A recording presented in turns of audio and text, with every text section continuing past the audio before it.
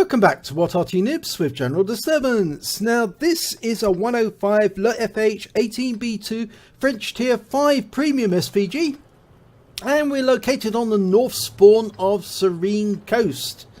And the name of the player is Purcell the Window Licker.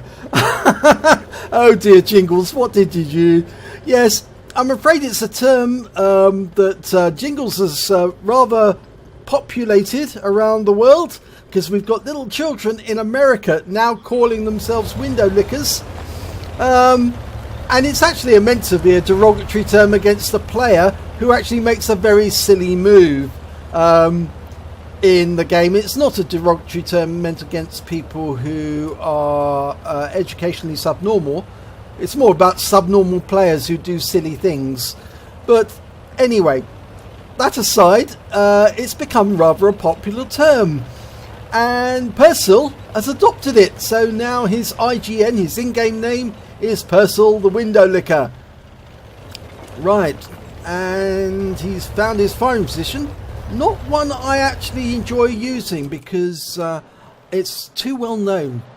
It's one of those positions well known by just about everyone. And that T67 didn't last very long. He's out the game with just basically just under a minute. Oh dear. Right, now Purcell's looking on the west side of the map where we expect to see some of the enemy mediums, and we found one. It's an M4, round out. Note lands just in front of him. We did judge that just right. You really need to wait until these mediums stop moving while they're holding and waiting to take their shots whilst their aim is dialing in. That's when you strike. Now that's an M4 with a derp gun. I know, because I've got one, and they're a lot of fun. That round landed a little way away from the M4. Okay, we've got a Skoda T24 there. He's sitting in the dip. Now he might still be there, so fires around in. Oh no, the Skoda moved. Right, we've got a Leopard who's full health, or was full health. He's now not. He's just dumped his load, and that round nearly took out the Skoda, who's only got 150 hit points left. No, scratch that, 35 hit points. Round goes in. No, just in front of the Skoda. Right, the Leopard has come up the rise. He's using that rock to hide from. Oh, and not anymore. He's been wiped out for 35 hit points. He shouldn't have used the rock. Purcell had him zeroed in. And that round lands just in front of the 82. Right, Skoda T24. He's low health, round out. No, he moved just at the wrong moment. Now, he's going to move slowly up that rise. You could probably get him now, round out. And that's a kill shot. Another 35 hit points, gets another kill. That Panzer IV-H didn't last long. We've got an 82 in the dip. But we've got an OI experimental on the peninsula.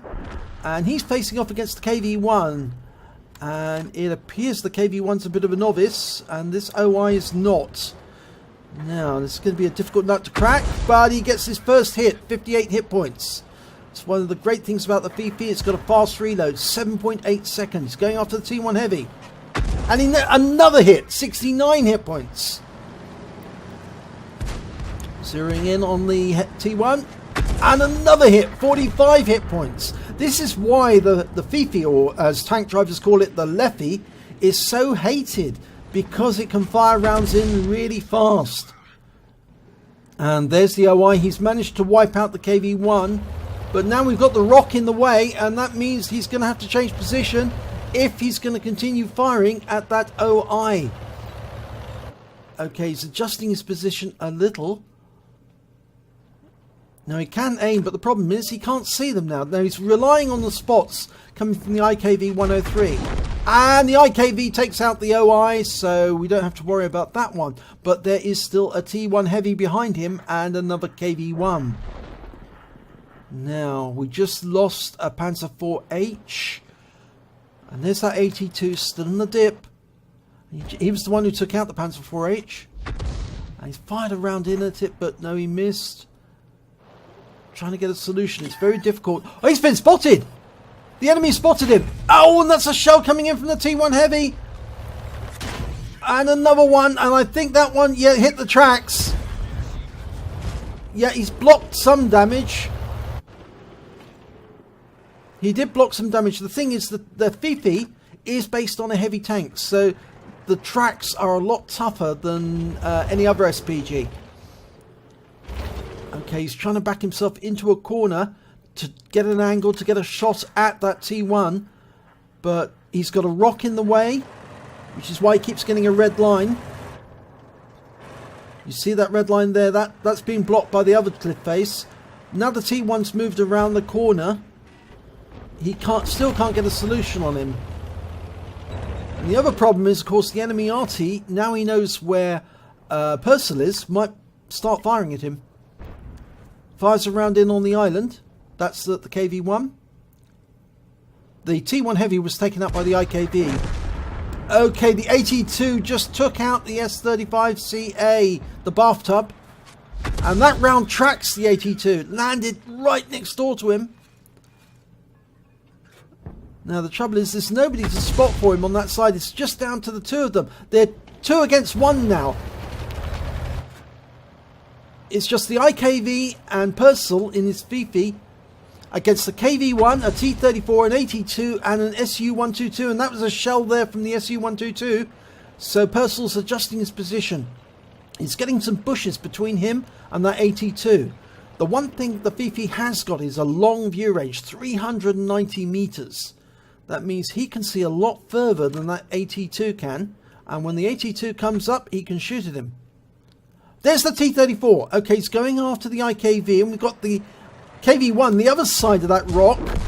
Oh, thank God the IKV took out the T-34. But what's this KV-1 going to do? Yep, he's firing at the IKV.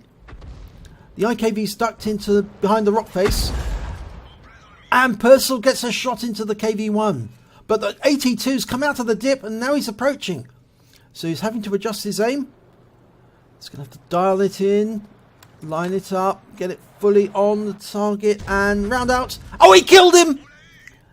He took him out, but he was seen. So he's going to have to move because that SU-122 will be firing any second. Now he's been located. Oh, don't move back into the same firing position. Oh, whatever you do, don't. Oh, there's the shell coming in from the enemy Arty. He was well out, though. He must have been firing at the previous position he was firing at.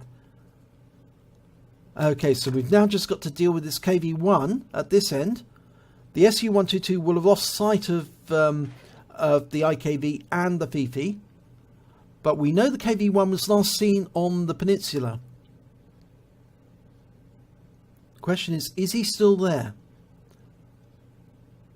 Now, there's 2 things he could do. He could either come up that rise, and in fact, actually, the IKV is saying attention to the rise, and Purcell is actually saying, did you spot the KV-1? The IKV is going down to look and see if he can find that KV-1. Of course, Purcell's firing over a ridgeline here, so it's very difficult for him to see. He can't. In fact, he's totally relying on the IKV to tell him where the enemy is.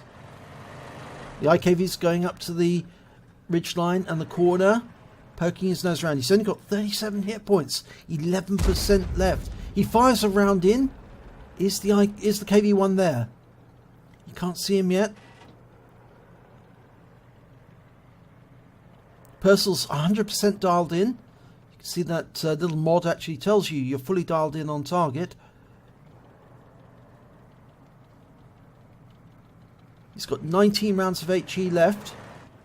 In fact, he's only got high explosive rounds. And there he's holding down his right hand mouse button and looking elsewhere whilst holding his aim on that particular spot. There's the KV-1. Okay, he's got to dial in his aim again. He fires a round in. It misses the KV-1. But he knows where he is now. He is in the same position. Basically, round out. Gets a hit. We don't know how much damage he did. Round out. And another hit. It's death by 1,000 cuts.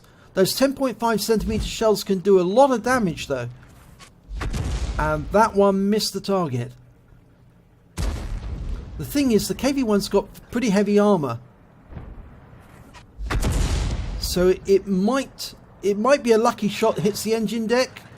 But if it's not, then it's going to take a lot of hits to kill that KV-1.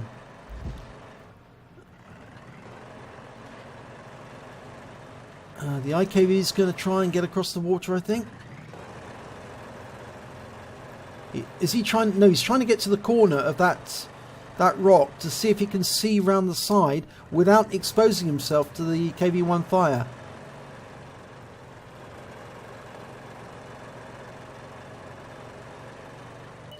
Of course, the other thing is that the IKV doesn't want to expose himself too much. Oh, lovely hit there! 111 hit points this time.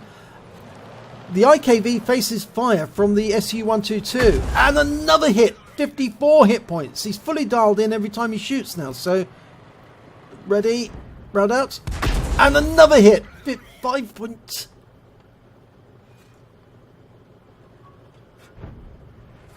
And another one right on the rear. 22 hit points. RNG made that one hit the rock face. You can see the KV-1's managed to get his track fixed and he's now got behind the rock. Fires another round in, it goes long. It's very difficult to get a very narrow angle on that rock because it's chances are it might hit the rock rather than the tank. Now the KV-1's backing up a little. No, hit the ground again. He's going to have to be careful. He's only got 7 rounds of HE left.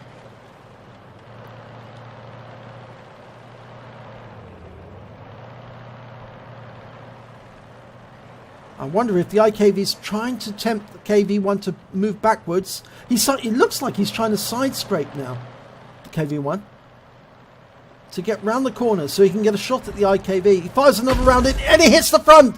113 hit points, leaves him on 102. He could one-shot him now. Oh my god, that one, 101 hit points, leaves him on 1 hit point left. Just one. A splash could do it. Oh, that one went too long. RNG against him there. It looks like the KV-1 was tracked. And he fires again, but that time it hits the rock face. Oh, it's so close now. He's got 3 rounds of ammo left. He's got to make this count.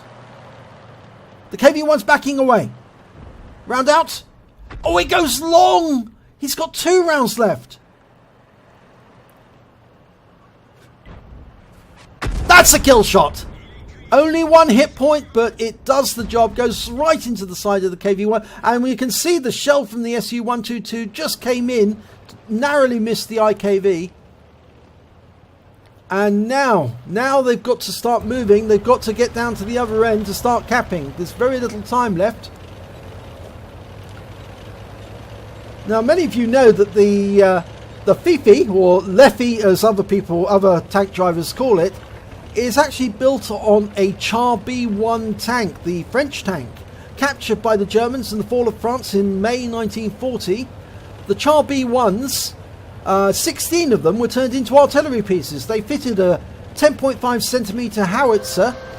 That's the 105 leFH18, and they fitted that on top of this Char B1 tank, turned it into an artillery piece. Now, they only made 16 of them. They actually made more of these Char B1s into flamethrower tanks than they made them into SPGs. But Wargaming put them into the game as a French artillery piece instead of a German one, which they should really be. Okay, the IKV is capping.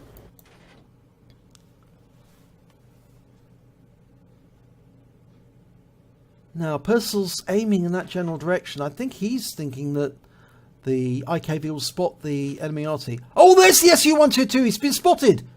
And he's been spotted. He's right up on the west side of the map. Purcell's seen him. Dialing in the aim. I think the SU-122, I think he saw the one at IKV. Looks to me like he's aiming. Round out. And he got the kill shot! That was his last round of ammunition. He took out the SU-122 with his last round. And he blew up. Oh my god, what an end to a game. Let's have a look at the end of battle stats. Well, it was only a second class tanker for Personal the Window Licker in the 105 leFH18B2. He also picked up a bruiser medal for getting at least 5 critical hits. He got 12 in that battle, and he got a fighter badge because he managed to get at least 4 kills. In fact, he got 5. And he got the demolition expert as well. He blew one of those tanks up and wiped them out. And I suspect that was the SU-122, but I can't be certain. It might have been the AT-2. And he picked up the Fadin's medal. He used his last round of ammunition to kill the last enemy on the enemy side, winning the battle. And that's a Fadin's medal. They're very difficult to get, but some Arty players, if you play long enough, you will get them. And he also picked up a Stark's medal for getting at least 2 enemy kills, receiving at least 2 hits from the enemy, losing 2/3 of your hit points and still surviving the battle. And to get a Stark's medal and a Fadin's medal together, that's pretty astonishing. So let's have a look at the team scores. Well, when it came to damage, he was not top. The IKV-103 beat him by just 10 hit points. When it came to kills, he was top with 5. The IKV only had 3. But when it came to base XP, he was second with 726. The IKV got 816. He fired all 42 rounds of ammunition in his magazine. He got 17 direct hits, 17 penetration, and 7 splash. He did damage of 1,248 hit points, of which 1,182 were at more than 300 meters. He received 3 hits, 2 penetrations and 1 non-penetration, all from the T1 Heavy. He blocked damage of 115 hit points when one of those shells from the T1 Heavy hit his tracks. And he spotted 1 enemy vehicle, that was the SU-122. He damaged 7 of the enemy but killed 5 of them. And on a premium account, he earned 34,127 credits. And after repair and ammunition resupply, he had 27,857 credits spare. He received 1,089 XP, and it was ×2 for the first victory of the day, and he got 545 for personal missions payout, and an extra 436 because Fifi La Pew Pew is a premium vehicle. And for playing in a platoon, he got an extra 22 XP, bringing the total to 3,181. But I think, as you can see, he was very excited because this was his very first Fadin's. Now, normally if you win a Fadin's, it's normally in the SU5, which has been monikered the Fadin's medal machine by Jingles, who said that so many Fadin's medals are actually generated by it because it only has 12 rounds of ammunition and 15 enemies to kill. So you're more than likely going to kill the last enemy with your last round of ammunition in that SPG. And I must admit, I've got 2 Fadin's in my SU5, so I know that he's absolutely correct. But very nice for Personal the Window Licker to pick up his first Fadin's and to pick up a Stark's medal at the same time. So if you enjoyed this replay, please give it a like and do subscribe to our channel, and hopefully it'll be your replay that I'll be featuring in our next video.